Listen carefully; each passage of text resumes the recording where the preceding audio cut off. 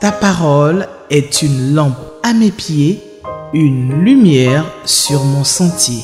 Psaume 119, verset 105. La méditation.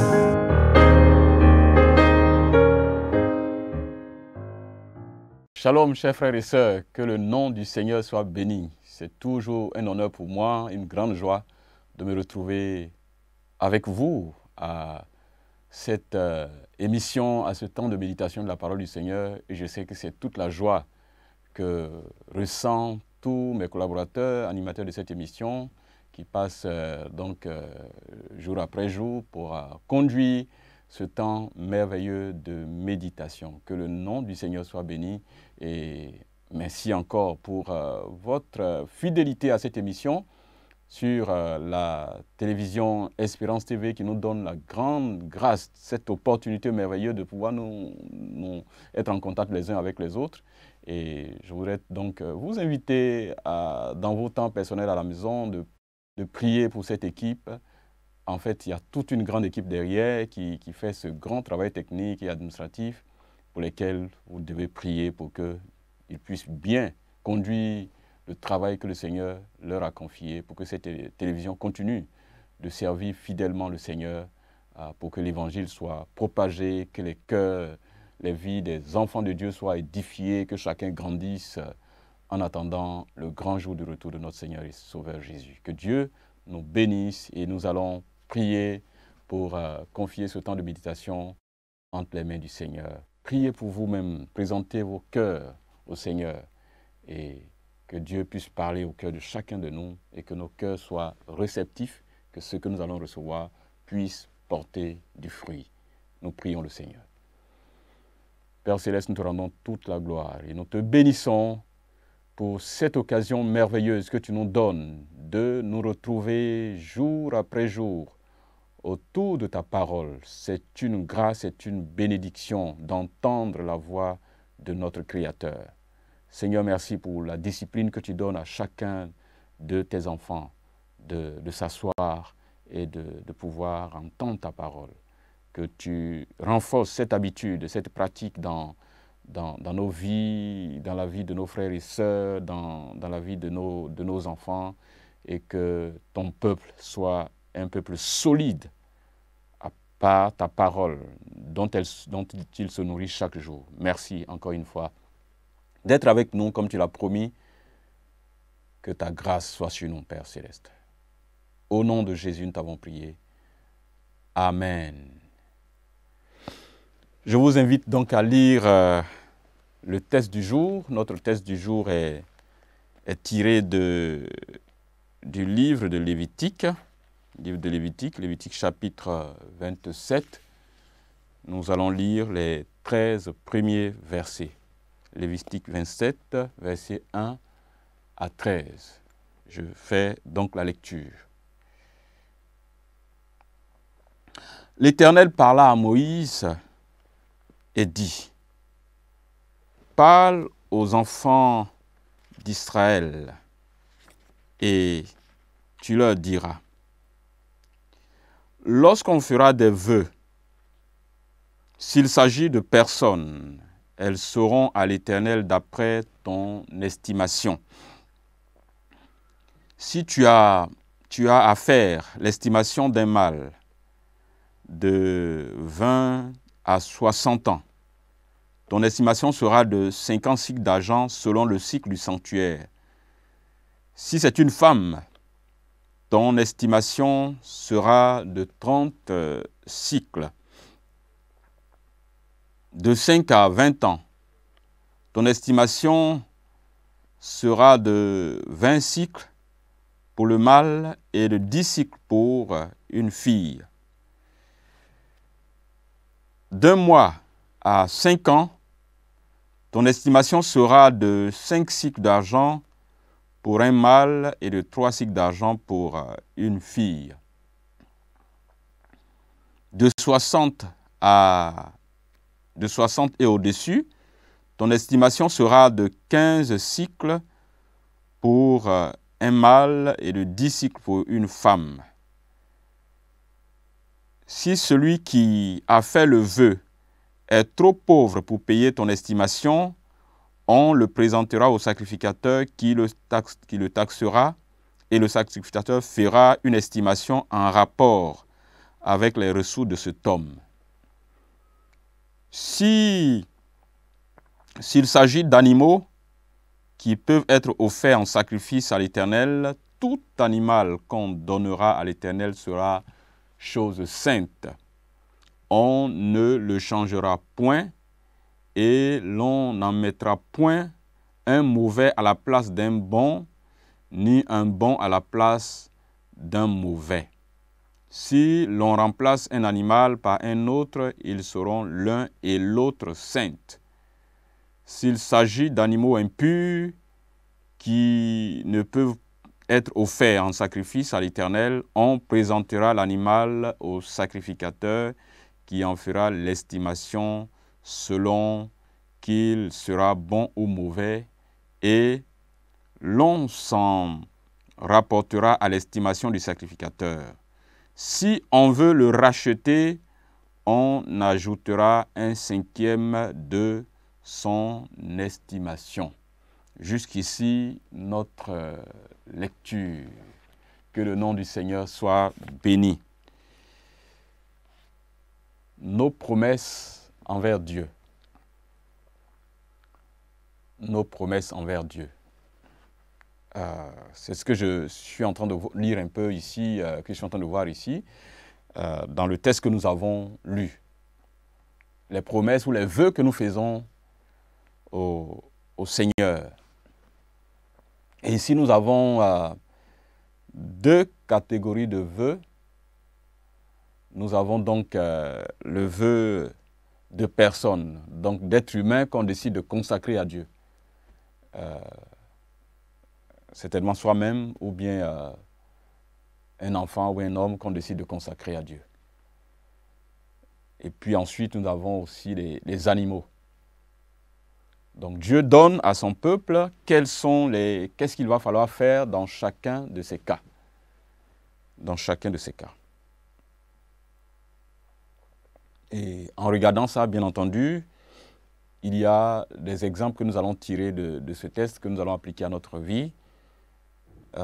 Mais il y a aussi des choses que Dieu veut que nous puissions connaître, que Dieu veut nous révéler au travers de ce qu'il est en train de nous donner comme principe concernant les promesses que nous lui faisons ou les promesses, les vœux que son peuple lui fait. Donc, dans la première catégorie des êtres humains, donc qu'on veut consacrer ou bien qui veulent se consacrer au Seigneur, il y a donc une estimation qui est faite. C'est-à-dire, qu'est-ce qu'on a donné à la place peut-être de l'enfant ou bien de l'homme ou la femme qu'on veut consacrer, qu'on donne à Dieu. Qu'est-ce qu'on doit donner à la place? Et c'est le sacrificateur qui est chargé d'estimer ce don-là, cette consécration qu'on veut faire à Dieu. Et la consécration, l'estimation est faite, l'estimation financière est faite en fonction de l'âge. Et comme nous l'avons lu, ça commence d'abord par les personnes dont l'âge varie entre 20 et 60 ans. Donc en fait, c'est l'âge, la période très active de la vie. Nous sommes à l'intérieur d'un peuple agro-pastoral. Donc c'est la période vraiment où la vie est réellement consacrée aux activités, où nous avons toute notre énergie pour nous consacrer aux activités de la vie, à travailler la terre, à élever des animaux. C'est donc la période de la vie active. Et donc ça veut dire qu'une telle période de la vie, ce sont des personnes très, très productives. Et donc le coût lié à la valeur donc estimée pour le rachat de telles personnes, le coût est plus élevé que les autres tranches d'âge. Tranches d'âge quand il s'agit donc de la femme ou de l'homme. Et c'est vraiment ça qu'on qu'on a ici. Donc, pour les personnes, par exemple, dont l'âge varie entre 20 et 60 ans, il doit être donné, l'estimation est de 50 cycles d'argent quand il s'agira d'un homme et de 30 cycles d'argent quand il s'agit d'une femme. Donc ça, c'est aussi un signe pour montrer que cette période de notre vie-là doit être consacrée. Dieu doit tirer le meilleur de nos vies. Dieu doit tirer le meilleur de nos vies dans cette période de notre existence. Entre 20 ans et 60 ans, c'est l'âge actif, la période où nous sommes en plein dans nos forces pour le travail. Et vous savez bien, par exemple, que dans beaucoup de nos pays, généralement la retraite, c'est généralement autour de l'âge de 60 ans, ou légèrement plus. Donc on considère que entre l'âge de 20 ans et de 60 ans, c'est la période où nous avons toutes nos forces pour travailler. Nous sommes très actifs. Et Dieu voudrait que dans cette période-là, il puisse profiter, n'est-ce pas, de nos forces aussi. Que nos forces, nos forces physiques qui produisent des biens matériels et financiers lui soient consacrées, qu'il reçoive aussi le meilleur de cette partie de notre vie. Dieu ne recevra pas la partie de notre vie qui n'est pas, il ne voudrait pas qu'on lui serve la partie de notre vie qui n'est pas productive. Et en général, vous entendez aussi d'autres cieux que, bon, nous sommes trop jeunes pour servir Dieu, nous sommes trop jeunes pour consacrer notre vie à Dieu. Bon, quand nous aurons fini notre vie, nous allons le faire. Et dans certains contextes, les gens voient qu'il n'y a que des vieux dans les églises, donc on trouve que, bon, nous sommes allés là-bas, on a vu que c'est seulement des personnes âgées qui sont dans les églises, les jeunes n'y vont pas. Donc, bon, l'église, c'est l'affaire des vieux, que c'est les vieux qui doivent consacrer leur vie à Dieu. Non, non, non, non. Dieu a besoin que nous consacrions notre vie à lui. Nos forces, notre intelligence, nos biens matériels et financiers doivent lui être consacrés. Dieu voudrait cela. Et je pense que c'est une interpellation pour nous. Et vous voyez qu'au fur et à mesure, pour les personnes qui ont plus de 60 ans, il leur est demandé très peu de choses pour ce qui est de leur achat. Donc, pourquoi? Parce que ce sont des gens qui ne sont plus actifs en termes de force de travail, qui ne sont plus actifs. Donc, ils ont déjà consacré l'essentiel de leur vie à travailler. Maintenant, c'est presque l'âge de la vieillesse, c'est l'âge de la vieillesse où on n'a plus assez de force pour travailler. Dieu ne demande pas grand-chose. Dieu ne demande pas grand-chose. Et donc ça, Dieu demande simplement 15 cycles d'argent. Et pour ce qui est des femmes, il demande 10 cycles d'argent, qui sont dans cette tranche d'âge, donc qui ont plus de 60 ans. Donc, évidemment, ils ont quelque chose à donner.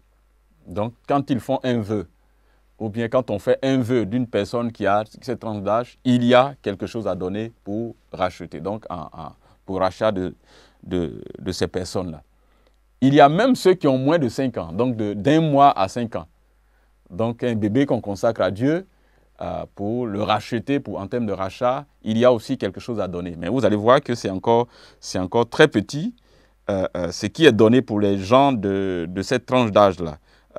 Par exemple, pour les garçons, ce sera 5 cycles d'argent, alors que pour les filles, ce sera 3 cycles d'argent. Simplement parce que nos enfants à cet âge-là n'ont pas grand-chose à donner. Ils sont dépendants des parents. Donc en termes de production, ils n'ont pas grand-chose à produire. Et certainement que l'estimation est liée à ça. Est liée à ça dans cette phase de leur vie où ils n'ont que entre 0 et 5 ans. Donc c'est tel que ce qui est donné ici. Et même Dieu donne une indication par rapport aux gens pauvres. Si quelqu'un est pauvre, donc il ne peut pas donner jusqu'à ce niveau, le sacrificateur va évaluer ses capacités matérielles et financières et fixer les choses en fonction de cela. L'idée ici, c'est que personne ne devait être en reste par rapport à pouvoir donner quelque chose à Dieu. Donner quelque chose à Dieu. Personne ne devait être en reste. Donc, que ce soit l'âge de la personne, que ce soit la position sociale, les capacités matérielles et financières de la personne, chacun pouvait faire un vœu à Dieu. Chacun pouvait faire un vœu à Dieu. Chacun pouvait donner quelque chose à Dieu.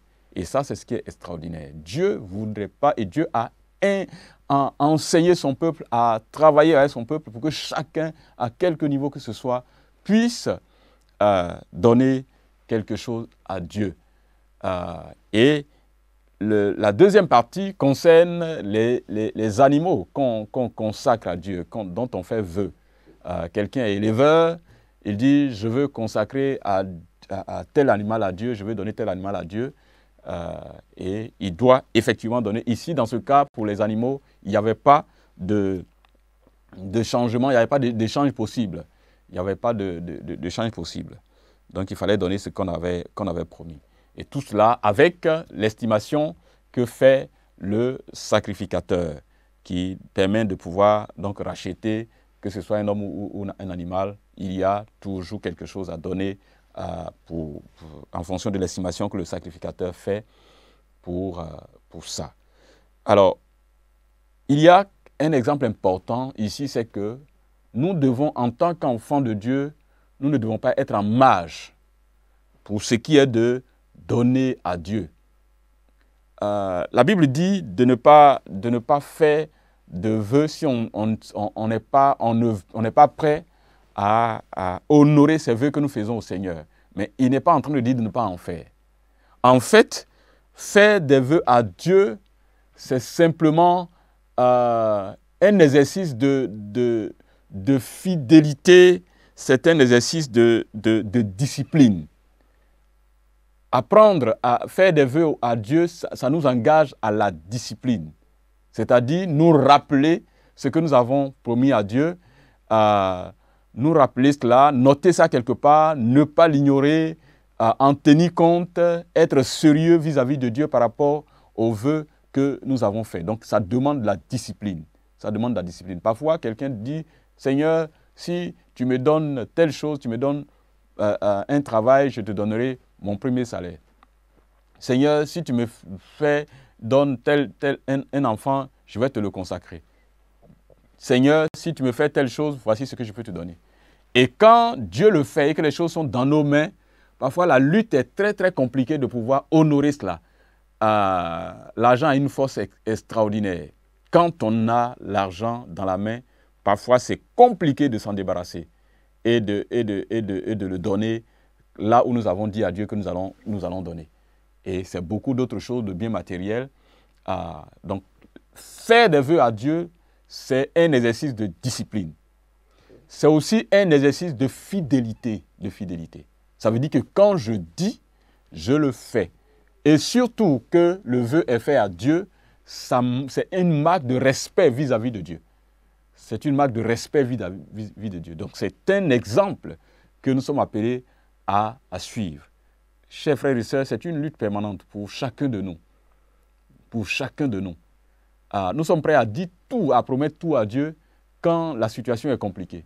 Quand nous recherchons quelque chose, quand nous prions pour obtenir quelque chose, nous faisons 1001 vœux à Dieu.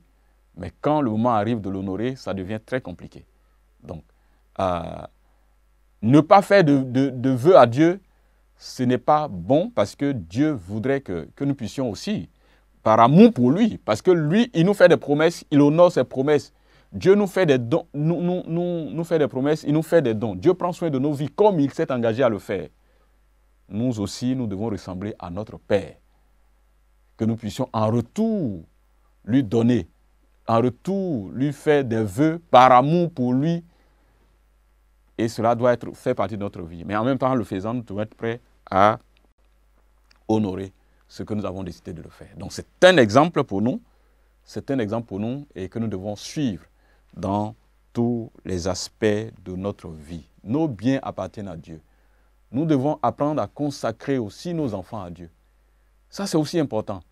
On a comme l'impression que c'est une affaire de l'ancien temps, des gens de l'Ancien Testament. nous pouvons consacrer nos enfants à Dieu, demander, Seigneur, je veux que mon fils puisse être un serviteur de Dieu. Je veux que cet enfant-là soit un tel instrument pour toi, qu'il soit telle chose pour toi. Et préparer l'enfant dans ce sens. Et c'est d'actualité, chers frères et sœurs. Nous sommes le peuple de Dieu. Si Dieu, lui, nous a donné ce qu'il a de plus cher, son Fils unique, qu'est-ce qui a de plus grande valeur que nous ne puissions pas donner à ce Dieu qui a donné son Fils? Ce Dieu qui nous a aimés au-delà de l'amour que nous manifestons nous-mêmes vis-à-vis de notre propre vie. Au-delà de l'amour que des hommes et des personnes autour de nous manifestent vis-à-vis de nous. Est-ce que ce Dieu ne mérite pas le meilleur de ce que nous sommes et le meilleur de ce que nous avons? Consacrer nos vies à Dieu, à consacrer la vie de nos enfants, de nos proches à Dieu. Dieu mérite cela. Dieu mérite notre temps, Dieu mérite notre talent, Dieu mérite nos biens, Dieu mérite nos capacités intellectuelles, les meilleures de nos capacités intellectuelles, pour que Dieu soit honoré par cela. Les animaux, en ce temps, c'était les premières richesses que les gens avaient, ou les richesses sur le plan agricole. Nous avons une multitude de choses que nous pouvons donner au Seigneur. Faire le vœu de donner une partie de tel bien à Dieu. Faire le vœu de lui offrir tel bien mobilier ou immobilier.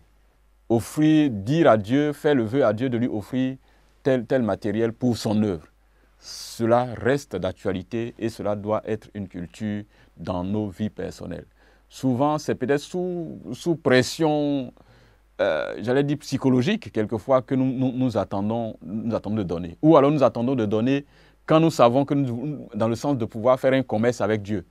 Parce que nous voulons recevoir toujours quelque chose en retour. Recevoir quelque chose en retour. Beaucoup d'entre nous voulons faire du commerce avec Dieu. Chers frères et sœurs, il n'y a pas de commerce à faire avec Dieu. Même quand Dieu nous dit qu'il va nous donner au centuple, on n'est pas en train de donner pour dire à Dieu, il faut multiplier ce que je suis en train de te donner. Mais je donne à Dieu parce que Dieu est celui qui m'a donné au-delà même de ce que j'ai dans la main et qui me donne chaque jour. Et je le fais par amour pour Dieu, je le fais par amour pour son peuple, je le fais par obéissance à Dieu. Tant mieux s'il nous bénit à la suite de ça. Et Dieu nous bénira toujours en réalité, il nous bénira. Mais on ne fait pas du commerce avec Dieu, mais on veut simplement. Et on ne se laisse pas peut-être influencer, se mettre sous pression psychologique, quelquefois par 1000 et une prophétie qui tombe à gauche et à droite des révélations que nous attendons d'abord avant de donner à Dieu. Non, ce n'est pas comme ça que nous devons donner à Dieu. Faire des vœux à Dieu devait faire partie des disciplines quotidiennes de notre vie, de notre marche avec le Seigneur. Qu'on ne donne pas sous pression, mais qu'on donne parce que Dieu nous a donné en premier et Dieu nous a enseigné de pouvoir être généreux envers ceux qui sont autour de nous, mais aussi envers lui. C'est une vérité que Dieu veut nous transmettre pour que cela fasse partie des pratiques quotidiennes de notre vie. Faire des vœux à Dieu et honorer les vœux que nous lui avons faits. Que Dieu vous bénisse. Si il vous est arrivé, chers frères et sœurs, que vous n'avez pas honoré un vœu, demandez pardon à Dieu et à corriger cela. C'est toujours ce que Dieu nous demande, de revenir à lui quand nous n'avons pas réussi ce qu'il nous a demandé de faire ou ce que nous sommes engagés à faire. Que Dieu nous bénisse, que Dieu vous aide, qu'il aide chacun de nous à avancer dans sa vie. Prions le Seigneur. Père Céleste, nous te rendons toute la gloire pour cette occasion merveilleuse que tu nous donnes. Il y a une habitude que tu as donnée à ton peuple et que tu voudrais que nous puissions suivre en tant que tes enfants de cette nouvelle alliance.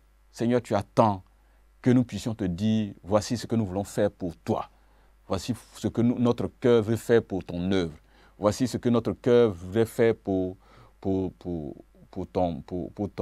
ton Église. Que nous prenions des engagements et que nous puissions les honorer, Seigneur. Tu attends cela de nous et cela te réjouit et tu nous bénis en retour. Que ta grâce soit sur nos vies, sur la vie de ton Église, sur chacun de nous. Merci, Père Céleste, que la gloire et l'honneur te reviennent. Nous te demandons pardon pour là où nous n'avons pas tenu certains engagements que nous avons pris, certains vœux que nous avons faits. Nous voulons te demander pardon et te prier de nous aider à nous discipliner de nous aider à être fidèles à nos vœux, à nos engagements. Et que la gloire et l'honneur te reviennent, Père, au nom de Jésus. Amen. Chers frères et sœurs, que Dieu vous bénisse.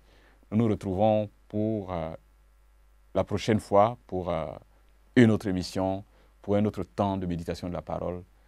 D'ici là, je nous encourage à être fidèles à cette émission parce que d'autres frères et sœurs de l'équipe sont avec vous et que Dieu nous bénisse ensemble au nom de Jésus. Amen. Ta parole est une lampe à mes pieds, une lumière sur mon sentier. Psaume 119, verset 105. La méditation.